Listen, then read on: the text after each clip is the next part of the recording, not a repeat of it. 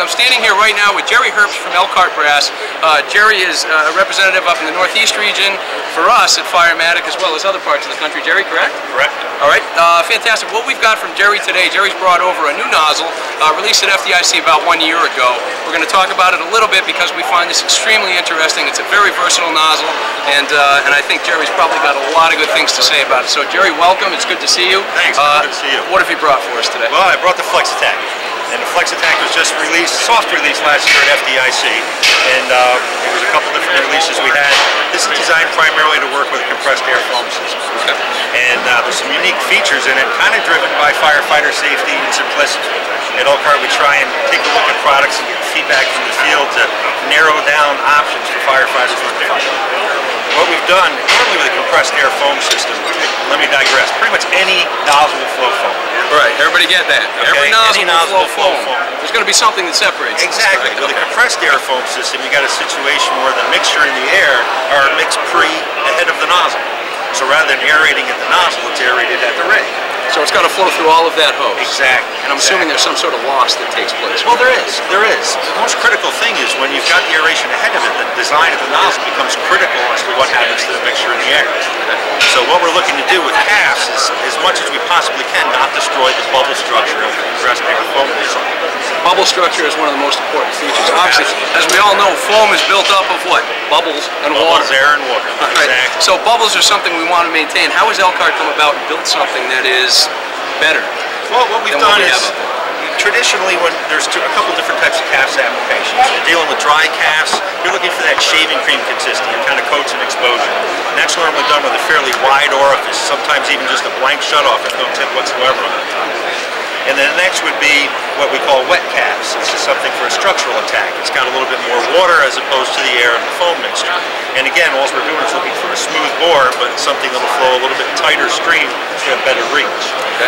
And what's been happening is you've got firefighters that may be sitting there with just a dry shutoff, and they're fumbling with tips at times when they may not have the ability to do that based on the fire. God forbid something happens and interrupts the compressed air in the foam system. What we want is the ability to revert back to a water nozzle so we're not in jeopardy. Okay, so this gives us, from what I'm hearing, 3 nozzles in one. Exactly. That is a foam nozzle, dry CAFs, a wet CAF, and a straight water. And the ability to go back after we lose the wet CAF's ability from the truck and get ourselves a smooth bore straight stream that sounds like you're saying can knock down some fire as opposed to just big dumpy loose water. Exactly. All right. And the way we accomplish that is it's a smooth bore straight through. Hopefully you can see that. Can everybody see us through this? Our dry CAF setting is 1 3/8 hole. That's the largest. That's the shaving cream consistency. We've got a lot of air, not so much water. Now for the wet CAFs, it's a simple click here, glove friendly with a large syndicator knob here. Wet CAFs is 1 1/8 hole. A lot more water, a little bit more reach, not so much air. So Jerry, this actually is not a gun sight that we have on the top of the nozzle here. This is for you to grab onto and give this thing a twist. Exactly. Now from what I'm looking at here, for you viewers that can't see this at home, we're looking at actual labels on this nozzle which shows you water, wet CAF, and dry CAF. So with a little practice on this nozzle, you know exactly where you're going with it. There's only 3 positions, right? Exactly, exactly.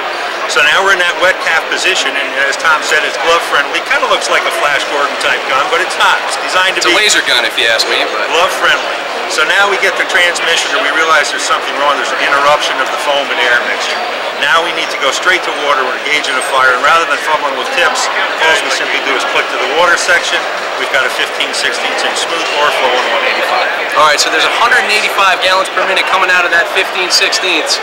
If you know what hits the fan, and we lose our ability to have cash from the pump. So that's a lot of water, Jerry. It is. It is. 15/16, 185 is a good, strong interior structural flow.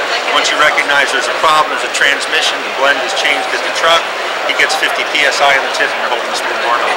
So now, Jerry, are people coming out and buying this nozzle in bulk? Are they putting it on all of their pieces? What's the utilization in the field? How are people getting it integrated? It's funny. When you release a nozzle, it goes a couple different ways. It's normally very soft. You've got some people jump right into the market, gotta have it, gotta try it. Then there's kind of a lay down period of a couple months where people watch that, they hear about it.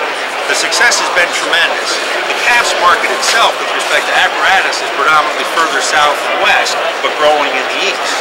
Okay. So what we've seen now is a lot of first-time buyers, they'll try one because it's a different concept.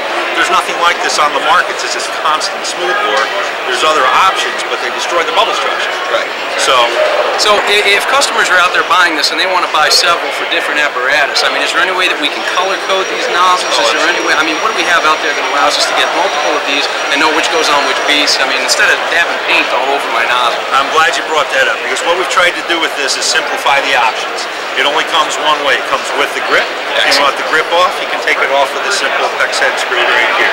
Okay. With respect to color coding, it comes with a package of strips, reflexite you can put here. If you want your foam line to be the blue line, put on the blue strip. If you want it to be the orange line, you put on the orange strip. Excellent. Very user-friendly and easy to order because we've eliminated the options. Now, for everybody out there that's hearing this, simplicity is key. When we're going to order nozzles, we all know that through the Elkhart brand, we've got many, many options. I mean, they are the best in the business for a reason. But what we do when we come in with a nozzle like this, we want to take it and simplify the process of caps. And we've simplified it even further by giving them one option for a nozzle that's going to do three things: improve firefighter safety, and at the same time give us well worth our weight in gold. That sounds like it. All right. Anything else here? No, I think I'm cutting them off now. Go figure. Are we still? Absolutely. We're still. What I was going to say, it reinforces Elkhart's commitment is behind the scenes. When we design a product, we try to say we never want to take water from a firefighter. And fumbling with tips when you're in a situation where the fire may be impinging on you is something that's unacceptable to us. That's what drives this type of product. Take the feedback from the field, feedback from our distributors like yourself, and develop our products based on that. Feedback driven in this business, as we all know, is the most important thing. I mean, that's what drives most of the standards that we live by on a daily basis for those of us that are firefighters out there. So, Jerry, an amazing nozzle. I know you've got more to show us over the next couple of days. I just wanted to say thank you very much for coming in. Again, go to firematic.com. We're going to have up here several links for you. You go to our website, you can get everything you need. You can get product demonstrations, you can get shows, you can get shopping online. Again, shop online with firematic.com, Firematic TV down here. Come up, see our products, see our people, learn about us, find out how to contact us, give us a call.